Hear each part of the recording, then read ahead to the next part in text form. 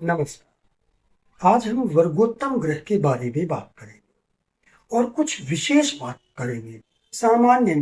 सामान्य तौर पर कोई भी ग्रह लग्न कुंडली में जिस राशि में स्थित है, यदि नवांश कुंडली में भी उसी राशि में स्थित होता है तो उसे वर्गोत्तम कहते हैं। और सामान्य तौर पर वर्गोत्तम ग्रह थोड़ा बलवान हो जाता है और शुभ हो जाता है तो शुभ फल देता है। ये एक सामान्य परिभाषा है। अब यहां पर वर्गोत्तम ग्रहों के बारे में अन्य बहुत सारी बातें हैं। कौन वर्गोत्तम ग्रह कब अच्छा फल देता है और कब बुरा फल देता है, लेकिन मैं उस पर आज चर्चा नहीं कर रहा हूं। मैं केवल आज 3 विशेष राशियों में, सभी राशियों में ग्रह वर्गोत्तम होते हैं कुछ विशेष अंशों पर, लेकिन मैं केवल 3 राशियों पर ग्रहों के वर्गोत्तम होने के विशेष क्या फल हैं वो मैं आपको बताने जा रहा हूं। पहली राशि है मकर राशि, जो 10 नंबर की होती है राशि। मकर राशि, मकर राशि में अगर कोई भी ग्रह वर्गोत्तम होता है तो वहां पर जल्दबाजी नहीं करनी चाहिए कि अरे ये तो ग्रह वर्गोत्तम हो गया, अच्छे फल देगा। जरूरी नहीं है। मकर राशि में 0 अंश से लेकर के 3 अंश 20 कला के बीच जो ग्रह स्थित है वो वर्गोत्तम होता है। और ये जो अंश हैं ये उत्तराषाढ़ा नक्षत्र के हैं। उत्तराषाढ़ा नक्षत्र का स्वामी सूर्य होता है। अब मकर राशि का स्वामी शनि है, नक्षत्र का स्वामी सूर्य है। शनि और सूर्य दोनों ही घोर शत्रु हैं। तो अगर कोई भी ग्रह वर्गोत्तम है तो क्या फल देगा, अच्छा या बुरा, यह विचारणीय बात है। अब ये जो नक्षत्र के अंश हैं, जहां पर कोई भी ग्रह वर्गोत्तम होगा, ये अंश सूर्य के नक्षत्र के हैं। तो अगर सूर्य का मित्र है वो ग्रह, जैसे चंद्रमा, मंगल, गुरु, तब तो अच्छी बात है, लेकिन वो शनि का शत्रु हो जाएगा। चंद्र, मंगल, गुरु ये सूर्य के तो मित्र हैं किंतु शनि के तो शत्रु हैं। और यदि यहां पर बुध, शुक्र, राहु, केतु जैसे ग्रह स्थित होते हैं तो वो शनि, मकर राशि के स्वामी शनि के तो मित्र हैं किंतु नक्षत्र स्वामी सूर्य के शत्रु हैं। तो ऐसी स्थिति में उस वर्गोत्तम होने का फल क्या होगा, इस पर अन्य फैक्टर देखने चाहिए, तभी कोई निर्णय लेना चाहिए। केवल वर्गोत्तम देख लेने मात्र से काम नहीं चलेगा। दूसरी राशि है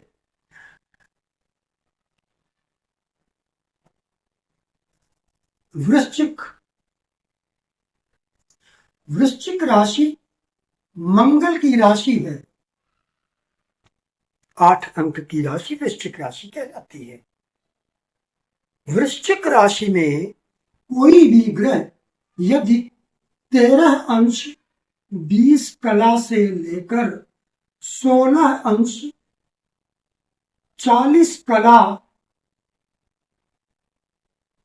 के बीच है तो वो ग्रह वर्गोत्तम होगा। अब मैं यहां पर किन्हीं अन्य ग्रहों की बात नहीं कर रहा हूं। दूसरे ग्रह वर्गोत्तम हो कोई दिक्कत नहीं है, लेकिन यहां पर यदि सूर्य और चंद्र एक साथ स्थित हो जाते हैं तो दोनों वर्गोत्तम हो जाएंगे। तो ऐसे ग्रह साधारण व्यक्ति ये समझेगा कि ये वर्गोत्तम है, अच्छा फल देंगे, जबकि ऐसा नहीं। यहाँ ठीक उल्टा फल मिलेगा। यदि यहाँ पर वृश्चिक राशि में 13 अंश 20 कला से 16 अंश 40 कला के बीच सूर्य और चंद्र स्थित होते हैं, तो ये कुंडली में उपस्थित जो भी राजयोग है उसको नष्ट कर देते हैं, बिल्कुल समाप्त कर देते हैं। और उसका कारण क्या है कि वर्गोत्तम ग्रह तो अच्छा फल करता है, ये बुरा फल क्यों करेंगे? उसका कारण है वृश्चिक राशि 8 नंबर की राशि है। वृश्चिक राशि में चंद्रमा नीच हो जाता है और सूर्य के नजदीक होने से वो और भी कमजोर हो जाता है, तो चंद्रमा बुरे फल करेगा। चंद्रमा लग्न स्वरूप है, पहली बात तो ये। दूसरा, सूर्य सूर्य वृश्चिक में क्यों बुरे फल देगा? वो इसलिए कि पहली बात तो ये कि तुला राशि से सूर्य तुला राशि में नीच का होता है, तो नीच राशि से अभी अभी निकल कर आया है वृश्चिक में, तो अभी वो बहुत अच्छे रिजल्ट नहीं दे सकेगा। जो ग्रह उच्चता के नजदीक होते हैं या नीचता के नजदीक होते हैं, उस अनुरूप उनका फल होता है। तो ऐसा नहीं है कि तुला से अभी अभी निकला है और अभी अभी वो शुभ फल देने लगेगा। और दूसरी बात क्या है, शुभ फल फिर भी थोड़ा बहुत दे सकता, लेकिन अब वो बैठा किसके साथ है? नीच ग्रह चंद्रमा के साथ बैठा है। तो अब चंद्रमा की नीचता का बुरा फल भी मिलेगा सूर्य को, तो सूर्य उससे भी प्रभावित हुआ, चंद्रमा की नीचता से भी। इसलिए सूर्य और चंद्र दोनों यदि साथ में हो और वर्गोत्तम ही क्यों न हो, तब भी कुंडली में उपस्थित राजयोगों को नष्ट कर देते हैं। लगभग सब, अगर ये वर्गोत्तम नहीं है तब भी ऐसा करेंगे, वर्गोत्तम है तब भी ऐसा करेंगे। बस अंतर क्या आएगा? यदि ये वर्गोत्तम नहीं है, 13-20 से कम अंश के हैं या 16-40 से ज्यादा अंश के हैं, तब क्या होगा? तब 70%, 65-70% फलों को नष्ट करेंगे, राजयोग के फलों को नष्ट करेंगे। और यदि ये वर्गोत्तम है तो थोड़ा कम नष्ट करेंगे, बस इतना ही अंतर आएगा। अब एक बात और, यदि व्यक्ति का जन्म अमावस्या का हो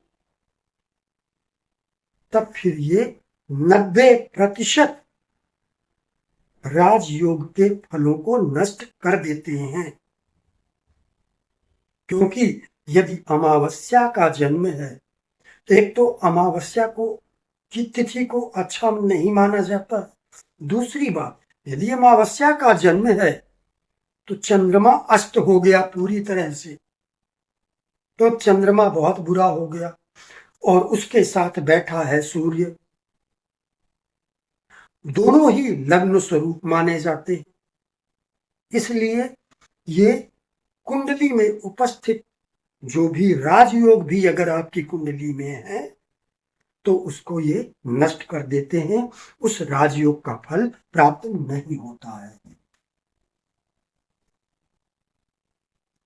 इसके अलावा मेष राशि और तुला राशि,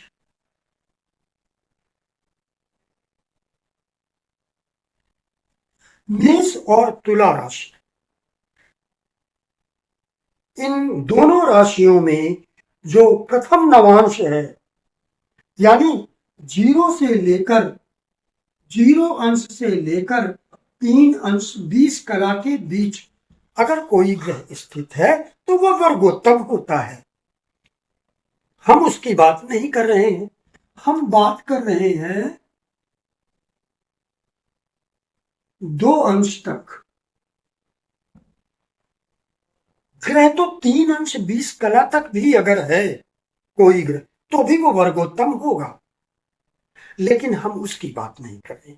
हम बात कर रहे हैं कि यदि कोई भी ग्रह 0 से 2 अंश के बीच स्थित है, तो ऐसा ग्रह 10 वर्ग कुंडलियों में वर्गोत्तम हो जाता है। अब 10 वर्ग कुंडलियां कौन कौन सी हैं? ये तो लग्न कुंडली को D1 कहते हैं। होरा कुंडली यानी होरा कुंडली जो है वो धन के लिए देखी जाती है, D2।